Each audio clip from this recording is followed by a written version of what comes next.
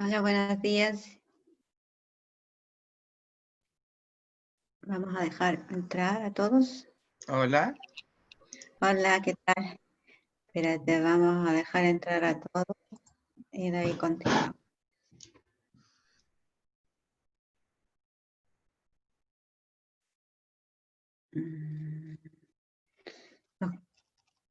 Los que van entrando, por si acaso, pueden escribir en el chat presente, por favor, que sí quedan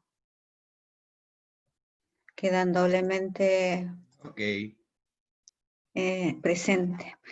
Y porque hay algunos alumnos que usan sus apodos y eso quedan, en mi lista quedan inasistentes porque no sé dónde ubicarlos, no sé cómo se llaman. Entonces, Bueno. Ya, gracias. Tenemos 18.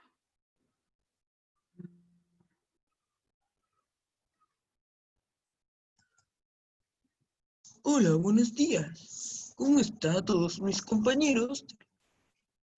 Yo también estoy bien, gracias. Hola. Hola. Yo pensé que no estaba conectada. Ah, sí, estoy conectada. Escuché todo lo que dijiste. Me había asustado porque pensé que había faltado el respeto a usted o interrumpida. No, ¿cómo lo va a hacer? Está bien. Ok. Hay que despertar con energía, si no nos vamos a dormir. Vamos a ver. ¿Cómo está ahí, Ian Calvo? Ahí, Así. ya.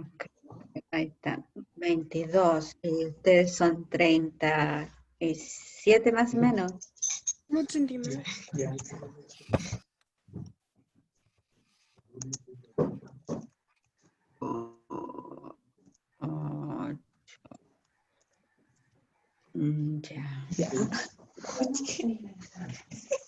¿Qué?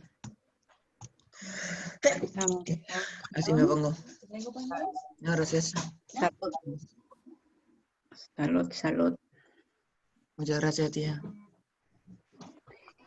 Vamos a ver, tengo que mirar a veces lo que me mandan, nos mandan mensajes para anunciarnos que algún alumno tiene problemas, etcétera. Dicen, no está justificada la inasistencia. Ya, entonces ahí tengo que mirar si es por eso. Bien, tenemos 29. Voy a hacer un recorrido de imagen para ver si puedo grabar la asistencia. Y empezamos.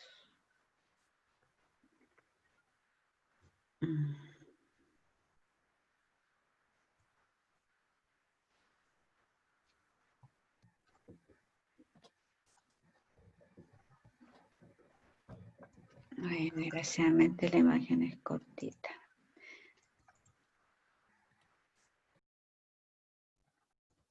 Bien. Y ahora sí estoy de vuelta. Ahora sí puedo saludar como corresponde. Buenos días a todos. Los veo bien. Buenos días, Los veo profesora. Buenos días. Todo Vamos, excelente. Buenos días, profe. Entonces, el que vaya entrando, apenas se instale, escriba en el chat presente, nada más presente, porque su nombre aparece automáticamente en el chat. Así es que vamos a comenzar. Primero que estén todos bien, que hayan dormido lo suficiente, porque hoy día es viernes, así es que pueden mañana dormir un poquito más largo, van a tomar un fin de semana, como todos nosotros. Entonces, se nos va a hacer corto este día porque siempre pasan las horas bien seguidas. Ustedes tendrán 2 o 3 asignaturas más por trabajar, entonces se pasa muy, muy rápido. Dormidos, no, espero que hayan tomado desayuno, Yo sí. que estén bien abrigados porque por lo visto todavía no sale el sol, al menos acá no sale el sol. Entonces, hay que estar abrigados por mucho rato sentados, no. Bien, vamos a ver una pequeña observación en caso, porque me ha ocurrido que se me corte la conexión. Tengan paciencia, yo vuelvo de nuevo, ¿ya? Toma unos minutos, ustedes saben, porque me ha tocado a veces reiniciar el computador todo. Entonces, ahí yo les pido que tengan paciencia porque voy a comenzar. Cuando comencemos la clase les pido el micrófono apagado, pero ¿por qué? Porque hay, por ahora, alrededor mío, sé que no hay mucho ruido porque mucha gente está durmiendo, pero más tarde, ustedes saben, empiezan a sentirse muchos ruidos, se empiezan a sentir muchos ruidos, ¿cómo se llama? Anexos, y no nos interfiere lo que escuchamos. Entonces, si ustedes no me escuchan bien, van a tener desventaja de repente en algunas cosas para comprender. Estadística. Tengo que irme a la estadística que yo saco de las tareas que ustedes hacen o no hacen. Me voy al detalle después paso a paso. ¿ya? Algunos ya habrán visto sus observaciones, en donde apunto yo. En general, las personas que están haciendo la tarea van muy bien. Los felicito porque siguieron, excepto una persona, siguieron las instrucciones que les pedí, pregunta, respuesta. Se dan cuenta que no es difícil. Aparte cuando son muchos más. Entonces ustedes transcriben la pregunta y la respuesta sale más fácil, incluso usted mismo se puede autocorregir en el momento que está haciendo la tarea. Bien, tengo 11 personas que ya enviaron su tarea, ellos están seguros, algunos son bien explícitos, quiere decir explican bien los alrededores de la pregunta propiamente tal y otros no, puntual. Ambos están bien. La persona que es muy puntual, a veces es necesario irse un poco más porque hay preguntas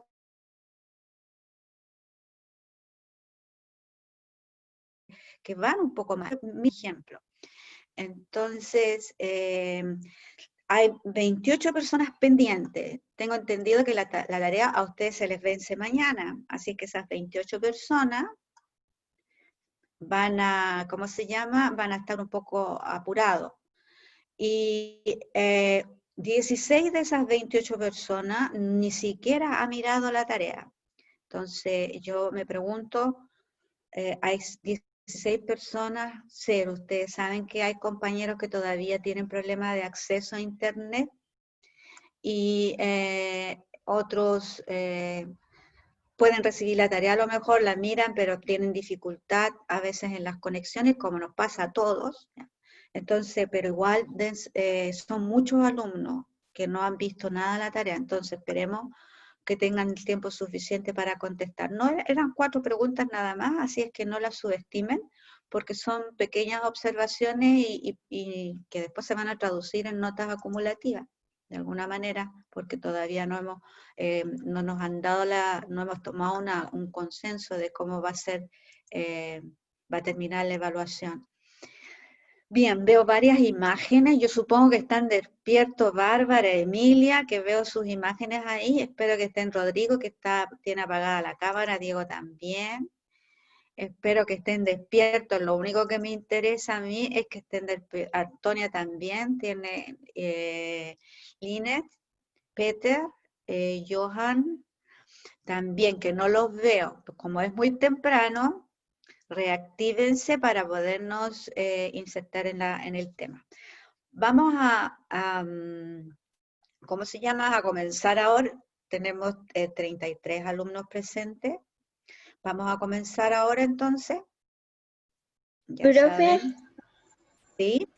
sobre la tarea, ¿no era decía que era para el 31, o sea, se puede entregar hasta el 31 o hasta el sábado? 29, 30 hasta el domingo será. Cuando usted les diga 31, así va a ser, ¿ya? Así Ya. que no sé, si es para el 31 quiere decir que el domingo se les cierra, o sea, no es solo hasta mañana. Por algo les debo haber puesto el domingo, porque si es el sábado, el domingo no hay diferencia. El fin de semana nosotros también tratamos de descansar un poquito, así es que yo el domingo espero no tener que corregir tanto. Bien, vamos a comenzar. Yo me voy a ir un poco atrás. Después de saludarlo, me voy a ir a la tarea. Esto no puedo responderle las preguntas, porque si no, esas 28 personas, o sea, esas 11 personas que ya contestaron y enviaron su tarea estarían en desventaja, porque a lo mejor voy a decir algo que ellos no pudieron corregir antes. Pero solamente para que ustedes se den cuenta que no es difícil. La primera pregunta a mí me está diciendo, ¿cuál de los cánceres estudiados se observa en mayor relación con mayor relación con la obesidad? Entonces yo nuevamente, antes de interpretarlo, leo toda la información que la tabla me da, mis riesgos relativos del cáncer por obesidad según la localización y sexo. Acá no debería decir sexo, debería decir género, ¿verdad? Porque esa palabra muchas personas ¿cómo se llama? No las definen bien, se imaginan inmediatamente la relación sexual, y no, sexo se refiere al género. Entonces, después dice localización del cáncer, eso lo vimos la semana pasada, en la clase anterior, riesgo relativo, alta o baja. Entonces yo me voy primero por una columna, porque como tengo separada la alta y la baja, me voy al alto, porque me está diciendo, se observan con mayor relación. Y encuentro, como los alumnos me contestaron muy bien, que es el endometrio. ¿En quién? En la mujer. Pero ojo, acá también yo puedo irme a la siguiente posibilidad. ¿Por qué? Porque el endometrio lo tenemos solamente las mujeres. ¿Ya? Los varones no tienen endometrio porque no tienen útero. Entonces me voy, ¿qué pasa con los varones? ¿Cuál será? ¿Dónde se localiza el cáncer en el caso de ellos cuando son más obesos? Y ustedes miran inmediatamente la columna acá y me voy por número, ¿verdad? Sería en este caso a lo mejor, ustedes van viendo cuál es el número superior, aquí tengo 1. En el caso del varón yo podría decir ahí, por eso les digo yo, a veces las respuestas cortas los puede dejar en desventaja porque el argumento va por otro lado también, se fija como en este caso puntual del endometrio. Porque es verdad, el endometrio en las mujeres es el que tiene mayor incidencia en relación a la obesidad. Pero ¿qué pasa con los varones? En los varones se centra o se encuentra el páncreas. Entonces esa era una de las respuestas que podrían haber dado. Yo leí muy buenas respuestas de parte de ustedes. Los felicito a las personas que ya mandaron la tarea. Y a los que no, yo sé que van a hacer por lo menos por el mismo resultado. Y después, en otro caso, también ya aquí estamos hablando de los factores de riesgo de ciertas enfermedades cardiovasculares. Y acá también según el género, ¿verdad? Varones y damas. Y acá nos nombra cuáles son esos factores de riesgo. Mencionamos algunos de estos porque para tener claridad qué es, ¿verdad? Si a mí me hablan de la hipertensión, estamos hablando de una alta presión sanguínea a nivel de los vasos capilares. Obesidad, creo que no hay problema porque es acumulación de grasa en el cuerpo. Exceso de peso ya es generalizado, ¿verdad? Y aquí estamos hablando también porque normalmente o tenemos problemas de ¿cómo se llama?, de gasto de energía, que a veces nos obliga el organismo a ¿cómo se llama?, a acumular grasa en donde no queremos, sobre todo las damas, que tenemos mayor tendencia a eso, que los varones. Después, glicemia ya saben, se refiere al azúcar, colesterol, es un tipo de aceite que nuestro organismo tiende también a acumular en forma excesiva, que podría causarnos daño. ¿Por qué? Porque nos va cerrando las arterias, por ende el flujo sanguíneo disminuye. Y después tenemos la diabetes, que es una enfermedad por causa de no producir la insulina, que es la que nos regula la cantidad de azúcar que fluye también por la sangre. Entonces, cuando hay mucho azúcar en la sangre, nosotros podemos colapsar nuestro organismo o nuestros órganos puntuales no van a poder funcionar bien. Y esa azúcar que debería estar distribuida en la zona que corresponde, que es los músculos, nosotros necesitamos mucha fuerza, sobre todo ustedes a esta edad que hacen bastante movimiento. Bueno, irónicamente, ¿verdad? Vamos a tener que decir, hacíamos por hace 2 meses atrás, ¿verdad? Porque sé que hoy día estamos todos limitados en movimiento. Esperemos que ustedes tengan por lo menos en su pieza, porque hay que practicar, ¿ya? Correr o caminar 10 veces, 15 veces, 40 o 50 veces la que usted vaya aumentando, aunque sea un tramo de 2 metros, nos ayuda. ¿Por qué? Porque si no, cuando salgamos, digamos, nuevamente a la normalidad, nos vamos a dar cuenta que nuestra musculatura ha quedado un poco dormida en muchos aspectos. Pero eso lo están trabajando seguramente con el profesor de educación física. Entonces, eso sería para que ustedes entiendan cuáles son esos factores de riesgo. ¿Y quién es el que tiene mayor riesgo en este caso? Y ustedes nuevamente analizan la tabla, pero por ambos lados. O sea, una vez me voy por los varones y veo la alta y veo la baja. Y lo mismo hago en el caso de las mujeres. Por este lado me voy en la alta y me voy a la baja. Porque esas son las referencias que a mí me ayudan. Porque a lo mejor la pregunta yo la puedo extender. ¿Y por qué la respuesta la puedo extender? Porque a mí también me clarifica. Recuerden que aquí son datos sacados en nuestro país que nos ayuda a tener una información. O sea, no nos están inventando valores. Entonces, eso, cuando uno trabaja en ciencia, todo esto tiene significado. Uno trata de no ignorar, incluso a veces se va al segundo más alto, al segundo más bajo. ¿Por qué? Porque también es importante de repente mencionarlo para uno misma, decir, oye, y no está tan mal en este caso, por ejemplo, si buscamos acá el más alto, el que tiene mayor incidencia, o sea, de problemas cardiovasculares, uno se da cuenta que es el varón, ¿verdad? Y detrás, ¿quién vendrá? O sea, ¿qué otro factor influye en el varón? Entonces uno de nuevo busca la gráfica y dice, oye, pero también la diabetes. ¿Habrá una relación? Uno se pregunta inmediatamente, ¿habrá una relación entre el peso y la diabetes? Y así uno empieza a trabajar estas tablas en ciencia. Por eso que es importante que ustedes sean puntuales, o sea, primero váyanse a la respuesta concreta, pero también, como decimos nosotros, échenle un ojo de paso a otro, porque la información, y siempre váyanse a los extremos, porque de repente si ustedes empiezan a describir todos los valores, uno se queda pensando y dice, no, pues si a mí me interesa más esto porque es lo que quiero en este momento resaltar, ¿verdad? Permiso, voy a asomarme porque también me corre el agüita. Bien, entonces seguimos acá. Ahí se terminó nuestra tarea. O sea, yo les doy ahora toda ¿cómo se llama? La seguridad y confianza de que ustedes han hecho todo lo que corresponde a la tarea. Y son 4, entonces como dijo su compañera, tienen plazo hasta el domingo, no hasta mañana. Vamos a partir ahora con un nuevo tema que yo les comenté la clase anterior.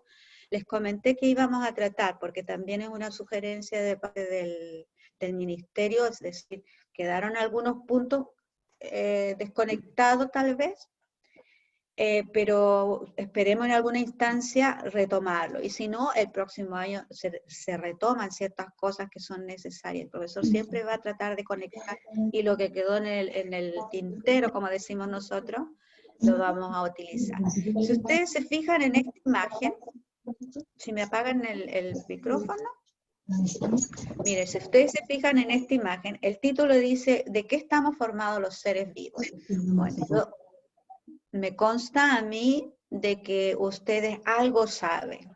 En octavo básico ustedes tienen algo de información porque se trata a veces en sexto, se trata algo en séptimo.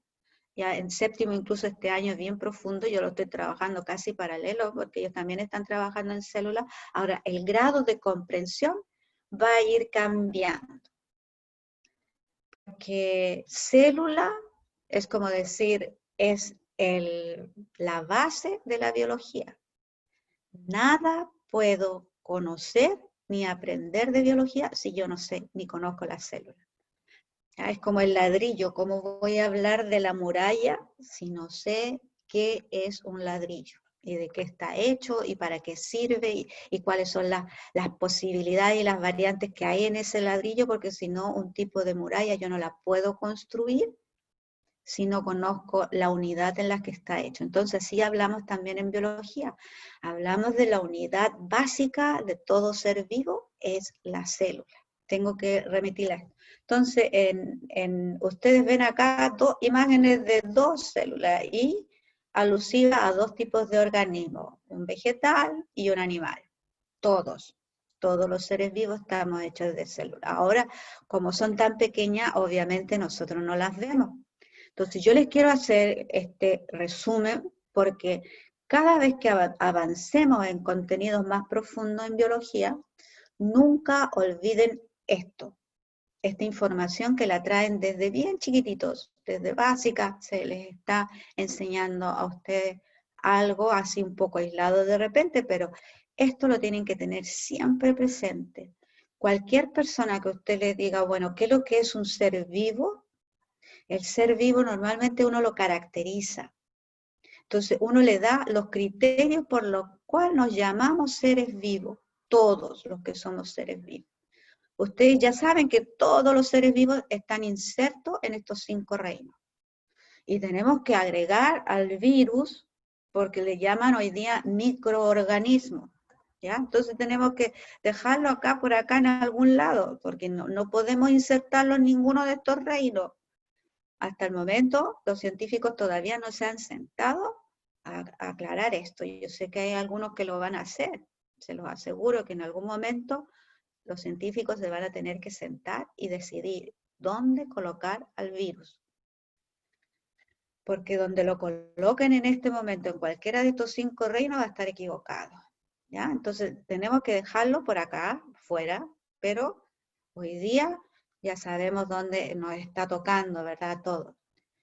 Entonces el virus es hasta el momento se va a definir a veces como una micropartícula, pero ¿cuál es lo importante de este micropartícula o microorganismo que le llaman algunos? Pero si es microorganismo ya lo estoy definiendo como un ser vivo.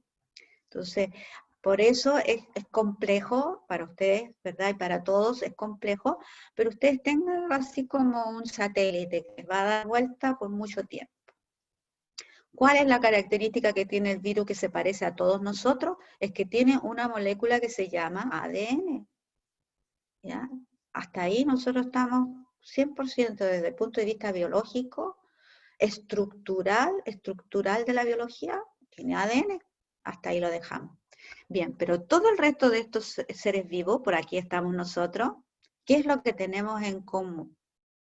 Para que seamos seres vivos, nosotros tenemos un tipo de nutrición particular, una forma de producir o consumir nuestro alimento. O somos autótrofos o somos heterótrofos. Los animales, si hablamos específicamente de uno de estos reinos, vamos a notar que aquí van a haber diferencias, ¿ya? Van a haber algunas diferencias. Por algo, o es lo uno o es lo otro. Algunos reinos podría estar entre los dos, o sea, puede ser tanto autótrofa como heterótrofa. Es decir, producen su propio alimento, pero también requieren el alimento externo. Esa es una de las características de todo ser vivo. El virus necesita un hospedador, ¿ya? Él no fabrica su alimento, él la consume, o sea, estaría equivalente a nosotros porque nosotros necesitamos de otro ser vivo para poder desarrollarnos, alimentarnos, ¿verdad? Bien, después viene organización celular. Acá es donde viene el tema que ustedes lo tienen que tener aún más presente entrando a la temática que lo vamos a hacer. Según la forma como se organizan nuestras células, decimos por otra parte, según el número de células que tenga un ser vivo en particular, es unicelular o es pluricelular. Y aquí, en este aspecto, estamos todos, porque todos los seres vivos o son unicelulares o son pluricelulares. Entonces, más fácil de memorizar, más adelante ustedes se van a dar cuenta. El único reino que es unicelular 100% es el reino Monera, es donde se encuentran las bacterias. Pero acá donde están los prototistas, acá también o hay unicelulares, pero también hay organismos pluricelulares, como las algas. ¿Ya? Entonces uno va viendo después, va aprendiendo con mayor certeza porque va reubicando a los seres vivos en tal, pero siempre en base a estas características que son propias nuestras. También en relación a la célula, que es lo que vamos a ver hoy día, los organismos se van a clasificar en eucarionte o procarionte. Solo en relación a la célula. Entonces, yo tengo que dominar este tema porque si no, no puedo hablar nunca jamás de estos organismos. No puedo entenderlo, no puedo desarrollar un criterio para conocerlo y comprender cómo funcionan. ¿Ya? Si yo quiero ver, bueno, cómo trabaja el camaleón, por decir así, porque es bien famoso el camaleón, sobre todo ahora en los videos que uno encuentra, uno se da cuenta que es muy famoso el camaleón. Entonces uno empieza a pensar, bueno, ¿y cómo clasifico yo a este individuo? ¿Qué características tiene que lo hacen tan especial, siendo que es un tipo de reptil y no es igual a una culebra? Y empiezo yo. Entonces ahí es cuando uno tiene que tener toda esta información muy clara para seguir adelante y profundizar. Y después tenemos otro criterio que también puede involucrar, o si no a todos, algunos seres vivos, está la presencia de una pared celular. En el caso nuestro, nosotros no tenemos pared celular, pero varios de estos organismos sí los tienen. Entonces yo tengo que tener presente que es un criterio también para relacionarlos como seres vivos. Ahora, ¿qué es lo que no tiene un virus? Un virus no tiene células. ¿Ya? Para que lo veamos así. Si la base de todo ser vivo es la célula, aquí se me durmió el Power, vamos a esperar que reaccione. Entonces, si la base de todo es la célula, vamos a ver que el virus no tiene una célula propiamente tal, ¿ya? Pero lo vamos a ir viendo más adelante. Es tema incluso de tercero y cuarto medio, para que ustedes vayan preparándose, cosa de que uno va entrando con más y más profundidad en los temas a medida que yo conozco y voy dominando de a poquito la materia. Entonces, esto también, no sé si ya se los envié, voy a revisar en el LIRMI si ya les envié si no lo voy a hacer en la siguiente tarea, donde es también un mapa conceptual muy necesario en ciencia porque nos ayuda a reducir el contexto general, porque uno se va perdiendo.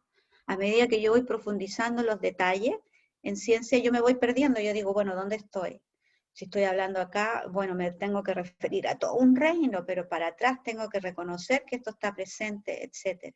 Ya, lo mismo si estoy hablando exclusivamente de las bacterias, tengo que reconocer que esto es lo que a él lo coincide con los otros seres vivos, etc. Por eso los mapas conceptuales nos ayudan mucho a estudiar y a comprender. Lo importante de un mapa conceptual, bien el concepto que no es difícil, de extraer, lo que es difícil a veces es conectarlo. Entonces el mapa conceptual, ¿qué es lo que hace? Coloca las palabras clave para poder identificar el concepto o relacionar, como se dice el concepto, porque todo esto tiene que ver con relación. Entonces todo ser vivo, dice, está formado por células. Todo ser vivo está formado por células. Y en toda célula existe un elemento que hasta primero medio, tal vez, se va a hablar como la información genética. De segundo medio para adelante ya se dice en la molécula del ADN. ¿Ya? Entonces, ¿qué es lo que es la molécula del ADN? Es la molécula que contiene esta información genética. Entonces, decimos, todos los seres vivos, ¿qué es lo que tienen? Y ahí es donde está el virus presente. Fíjense lo irónico. ¿Qué es lo que tiene el virus? ADN, tiene una información genética que es la que está alterando nuestras células y las destruye, ¿verdad? Por eso que tenemos enfermedades en este momento, en los hospitales, ustedes han escuchado las noticias, aparecen casos muy repetitivos en el caso por ejemplo, de obstrucción de respiración. ¿Por qué? Porque daña las células del pulmón. Entonces uno dice, pues si dañan las células del pulmón, ¿qué es lo que está haciendo? ¿Y por qué se duplica tanto este individuo dentro de nosotros, verdad? Porque tiene esta molécula. Bien. Paralelo a esto, nosotros vemos acá, todos los seres vivos que tienen célula, obviamente, van a ser o procariontes o eucariontes.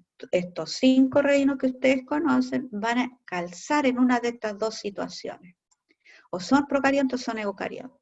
Acá colocan solamente el animal y vegetal. Ustedes tendrían que agregarle también el fungi y el prototista.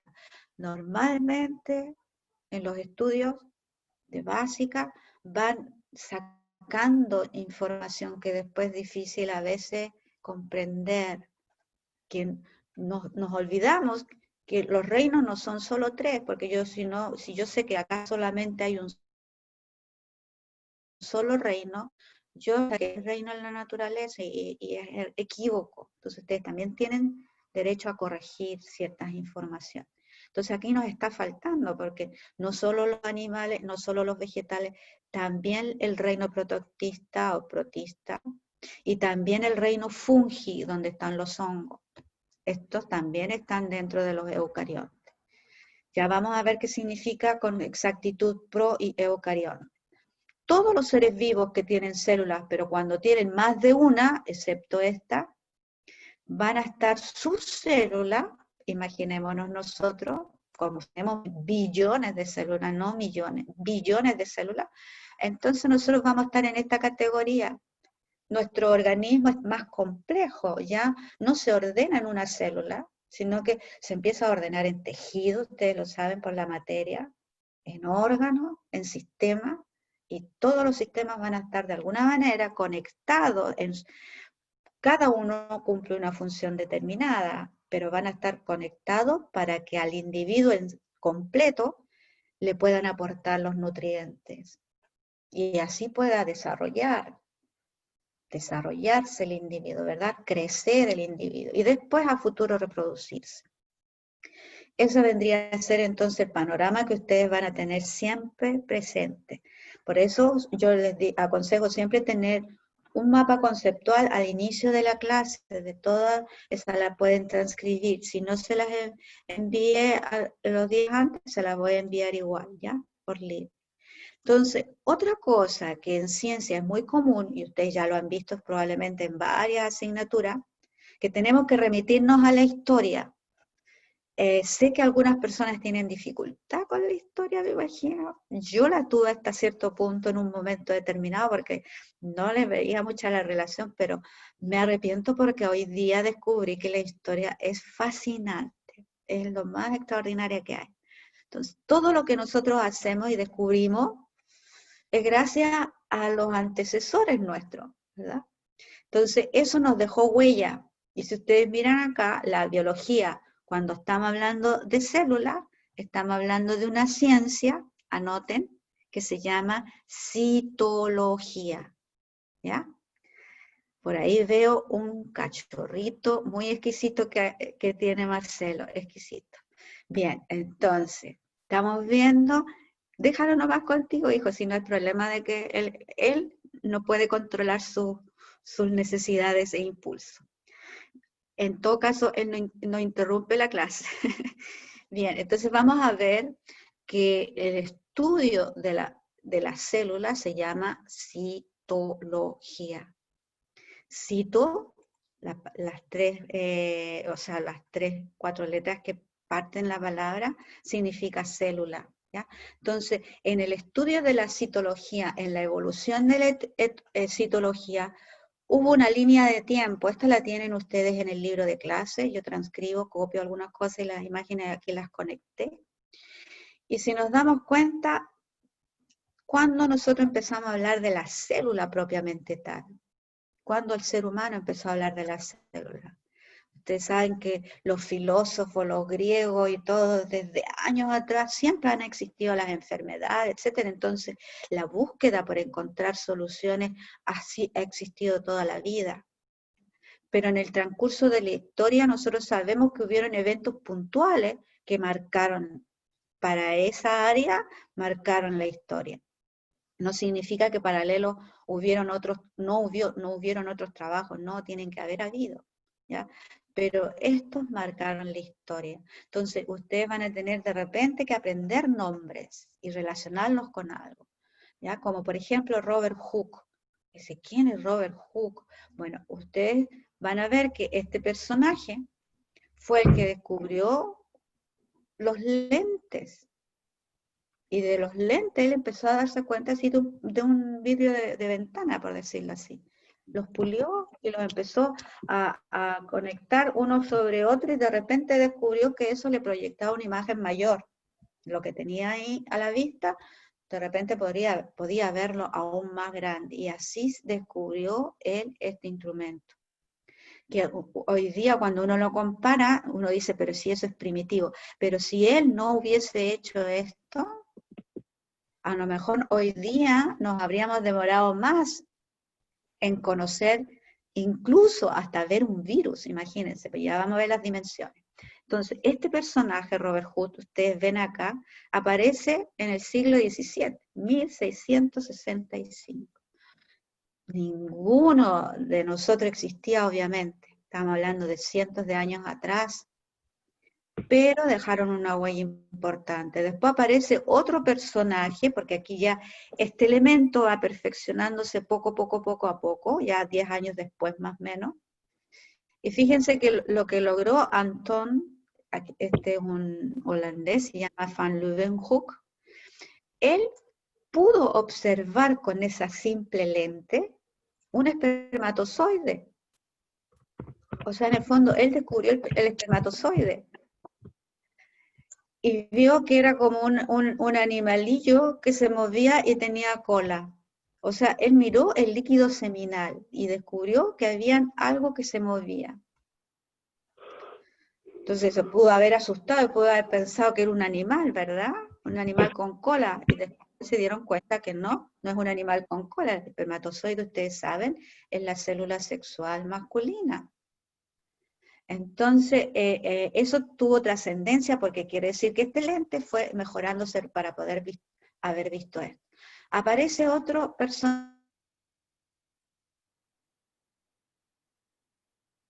más adelante, son Matías se llama, y aquí vienen unos alemanes, este es ruso.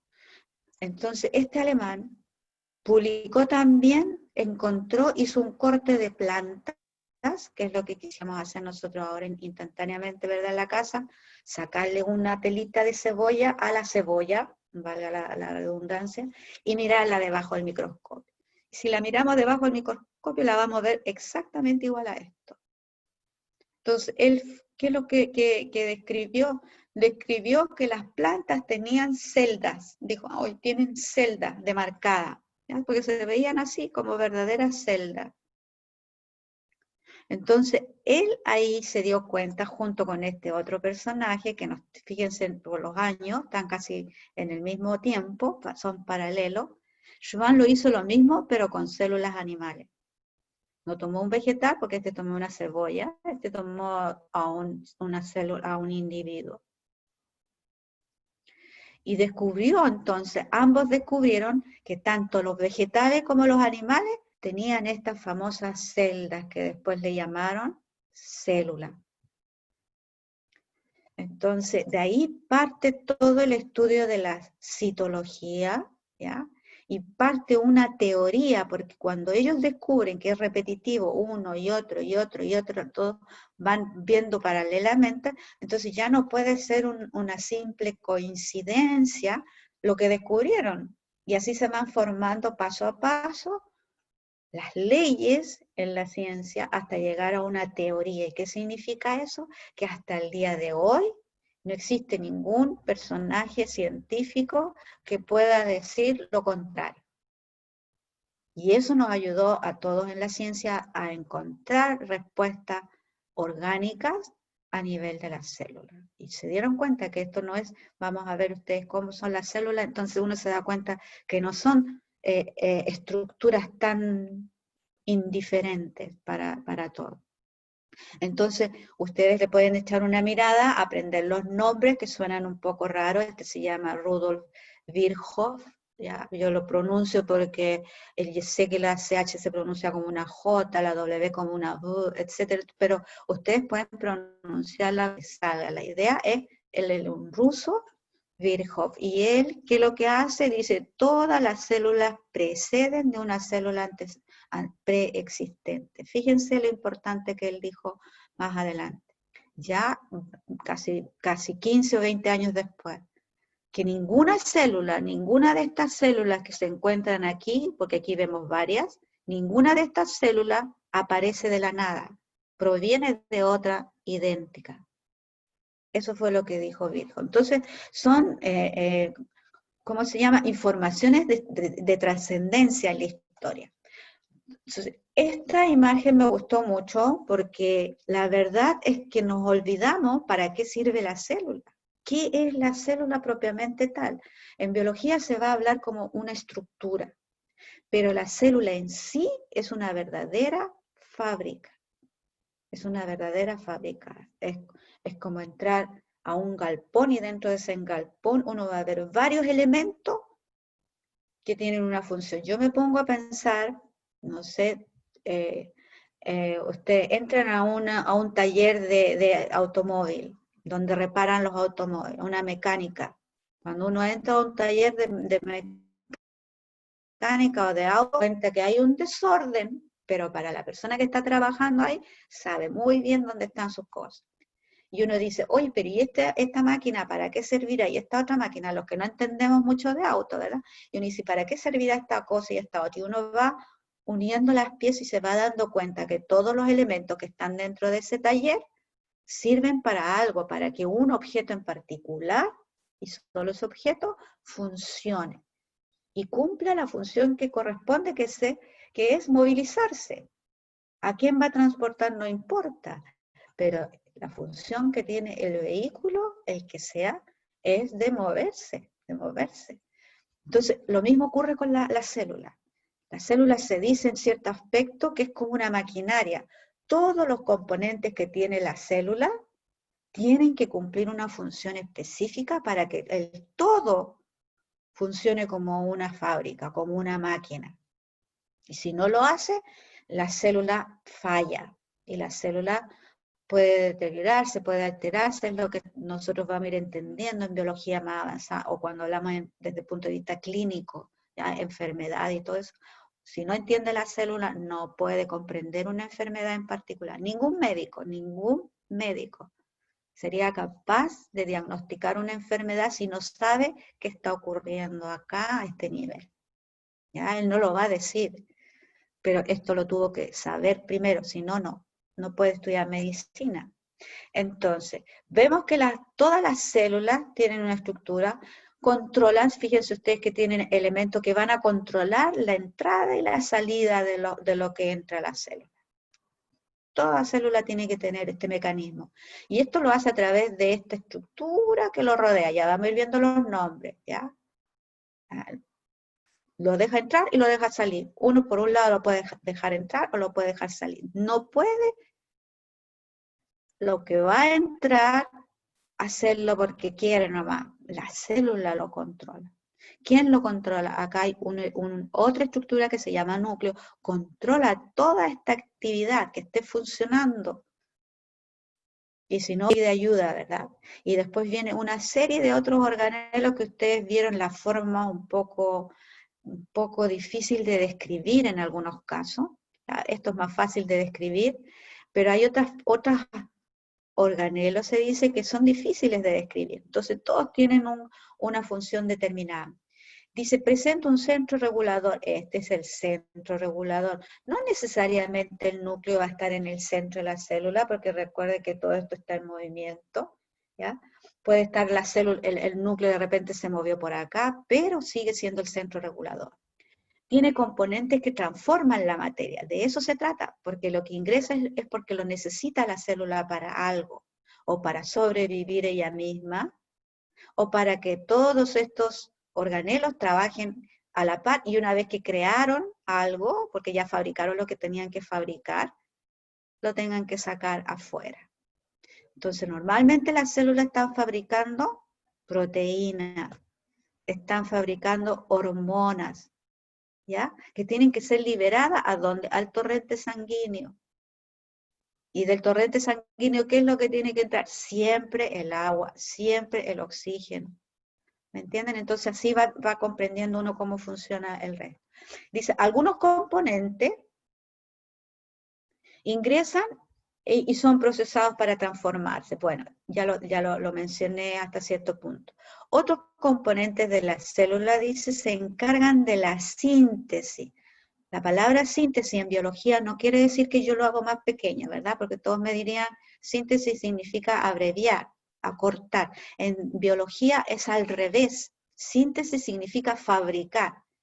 Cuando le dicen, esto sintetiza proteína, ustedes tienen que decirlo en lenguaje doméstico, dice, fabrica proteína, fabrica el azúcar, fabrica tal cosa. ¿Ya? Síntesis significa fabricar. Es lo opuesto al lenguaje en lingüística. Empaquetamiento, fácil de comprender, ¿verdad? Engloba. Y la distribuye. Eso es lo que hace la célula. Entonces ustedes tuvieron en esta tarea siguiente, tuvieron que solamente nombrar a los personajes que están dentro de la célula, que se llaman organelos. Todo este conjunto son, cada uno de ellos, en términos generales, se les va a llamar organelo.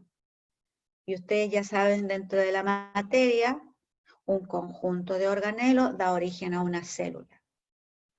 Entonces la materia llega a ser más compleja, que primero existieron estos organelos en forma independiente o se fueron fabricando dentro de la misma célula, en un momento de la evolución, más adelante vamos a hablar de la evolución. Entonces ocurrió esto, y todos estos organelos juntos dentro de esta célula forman la célula propiamente tal, por separado. Pero cada organelo, ¿ya? O sea, si yo quiero saber cómo funciona el taller mecánico, tengo que conocer el nombre de los instrumentos que voy a usar. Porque si el jefe me dice, pásame tal instrumento, y yo no tengo idea cuál, le puedo pasar un instrumento que puede dejar, como se dice, la escoba, ¿verdad? Lo mismo ocurre con la célula. Yo tengo que conocer el nombre de los organelos para poder comprender cómo funciona esta maquinaria. Entonces, la tarea de ustedes era reconocer y familiarizarse con los nombres. Retículo endoplasmático rugoso. Más o menos dónde se ubica, alrededor del núcleo, el núcleo. Dentro de otro organelo que se llama nucleolo. Este organelo se llama, aquí me está indicando unas hebras, por eso acá lo colocan así como hebras. Es como el esqueleto de la célula. Casi ni se ve, pero se ven acá pequeñas fibras. Ese es el citoesqueleto. El retículo endoplasmático liso, quiere decir que tenemos dos retículos, el rugoso y el liso. Ya vamos a ver cuál es la diferencia y para qué sirve uno y el otro. Mitocondria, peroxisoma, lisosoma, centriolo. Solo las células animales tienen el centriolo. El aparato de Golgi. Con la célula vegetal. Y probablemente después anotar, se van a dar cuenta ustedes que hay organelos, los estoy mostrando, hay organelos que son exclusivos de la célula vegetal. La célula animal no la tiene. Y viceversa, hay un organelo de la célula animal que los vegetales no tienen. Entonces uno también se tiene que preguntar, eso va relacionado con la función.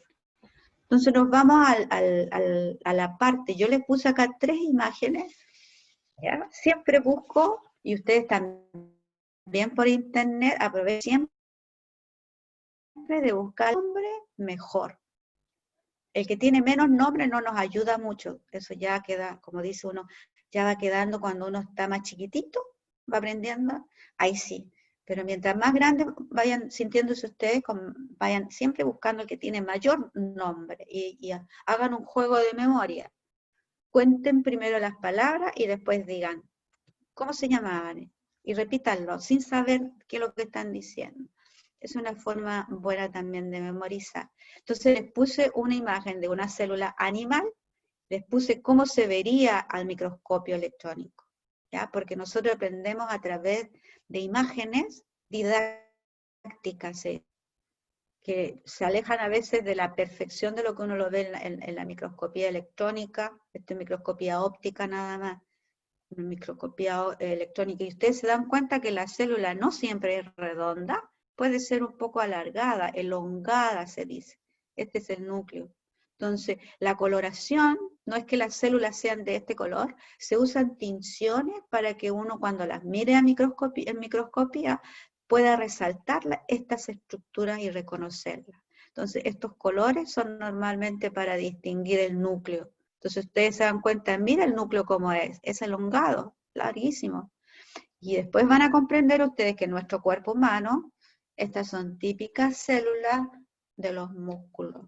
¿Ya? Nuestras células musculares son más elongadas, no todas son redondas.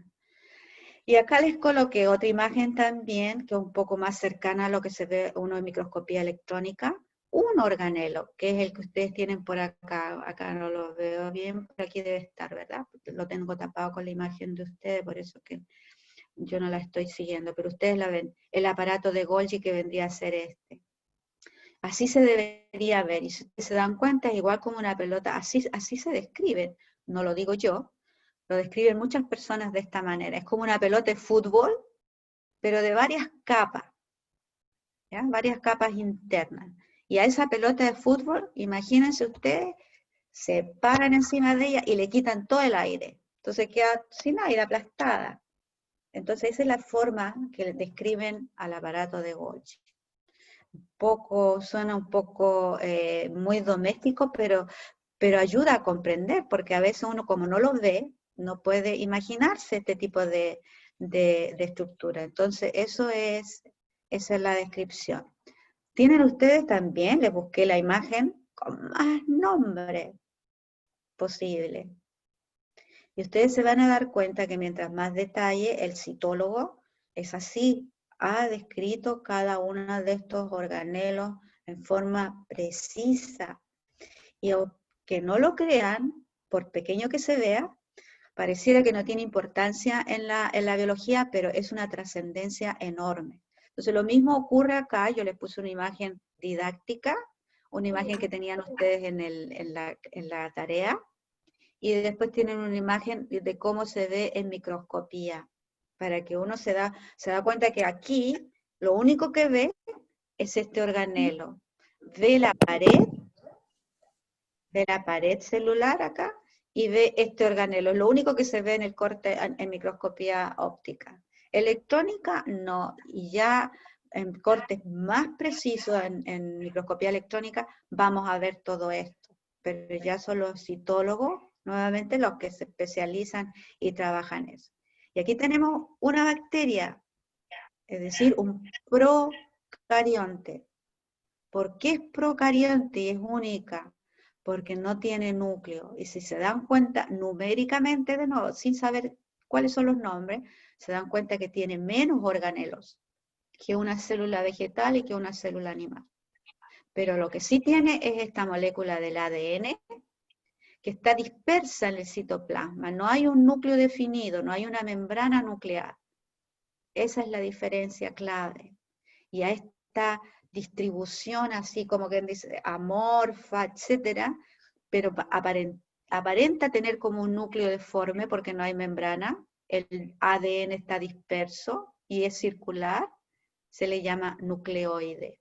Es como un falso núcleo todo esto. Mientras que las células eucarionte sí tienen un núcleo. Y la célula animal también tiene un núcleo definido. Esa es la diferencia entre pro y eucarionte. Y también, nuevamente, para que ustedes vean que no todas las bacterias son idénticas a este dibujo con las que uno aprende, sino que hay bacterias así que no tienen flagelo. ¿Ya?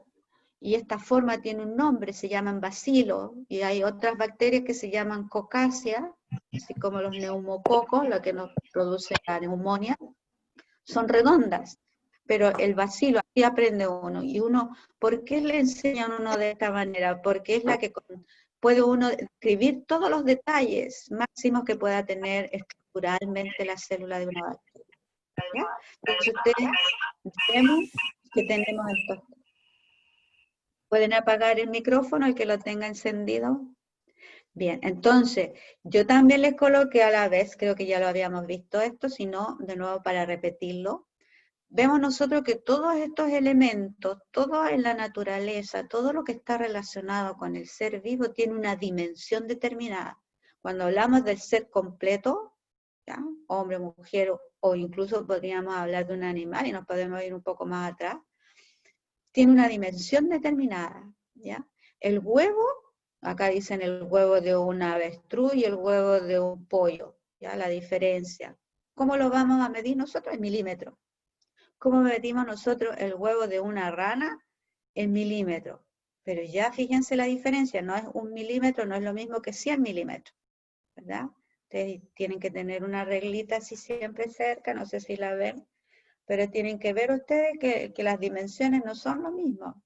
Después, si yo a este milímetro lo divido, 1 milímetro bien pequeñito, voy a dejar acá para que me miren así con claridad. No sé si me ven todas las manos. Entonces, si ustedes tienen acá, esto es 1 milímetro, aquí, perdón, 1 centímetro. Si yo este centímetro lo divido en los 10 milímetros y saco 1 milímetro, ¿ya? Fíjense, bien chiquitito, o sea, casi el grosor de nuestras uñas, ¿verdad, damas?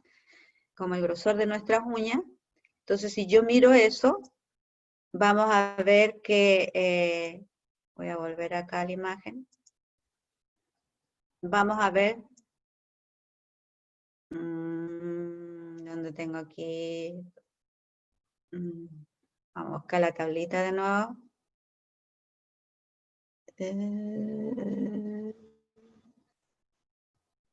Aquí, ¿verdad?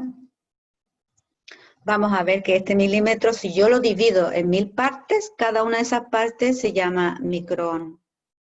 Entonces, la célula tiene una dimensión a nivel de micrón. Y cuando yo quiero estudiar una bacteria, fíjense la dimensión que tiene. Es 1 micrón, no es lo mismo que 100 micrones o 1000 micrones. 1000 micrones equivale a 1 milímetro casi. Ahora, 1 milímetro, esto divídalo en 1000 partes y equivale a 1 micrón. Este micrón, que es difícil de ver a nivel de microscopía solamente, lo dividen ustedes en 1000 partes más y van a poder obtener nanómetro. Entonces, cuando nosotros observamos una bacteria, estamos hablando que la bacteria fluctúa más o menos entre 2 a 5 micrones. No lo podemos ver.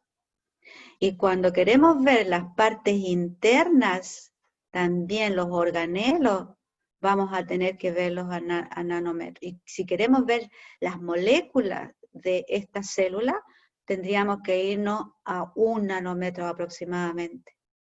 Entonces, cuando hablamos del virus, si ustedes se dan cuenta acá, el virus se mide a nivel de nanómetro, no de micrones, no de milímetros, no de centímetros, porque estamos muy lejos. ¿Sí? Entonces, esa sería la dimensión. Y acá yo les propuse este video para que podamos verlo. Nos queda muy poco tiempo para, ¿cómo se llama? ¿Ver? Pero esto vendría a ser nada más que la introducción del tema, porque es muy profundo. Vamos a tratar de irlo viendo por parte. Nos quedan apenas 2 minutos para terminar. Si tienen alguna pregunta, voy a mirar acá, espero el chat, voy a mirar presente, todo, disculpe por salirme, pero se le cayó internet. Siempre nos va a pasar, hijo, yo ahí no tengo ningún problema porque a mí también me pasa y de repente tengo que dejar a todo mi curso botado por un rato. Tengo a todos presentes, no veo ninguna pregunta. Ya la tarea, ya, dime. ¿Pueden mandar el Power con la próxima tarea? No, lo que yo hago, mira, voy tomando las diapositivas, porque el Power completo no lo hago, porque yo lo que quiero es que le llegue a todos los alumnos. Entonces, si te mando un Power así personal, es difícil para algunos de abrirlo. Entonces, lo que voy mandando son las diapositivas en la cual yo utilicé una teoría o un concepto en particular. Entonces, yo selecciono, yo digo, por ejemplo, esta diapositiva tú ya la tienes, entonces no la mando. Y voy seleccionando. Entonces, sí, miran el LIRME, porque te voy a ir mandando, por ejemplo, ¿qué fue lo que dijimos? Los mapas conceptuales, ¿ya?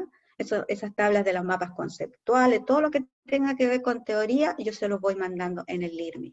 ¿Les parece? Entonces tú esa misma diapositiva la tomas y la transcribes a tu computadora, a donde sea. Pero es para facilitarlos a todos por igual. ¿Les parece? Ustedes pruébenlo y vean lo que va a funcionar, no se preocupen. Entonces yo siempre les voy a poner todo lo que yo sé que no tienen, se los voy a agregar. Buena pregunta. ¿Otra más?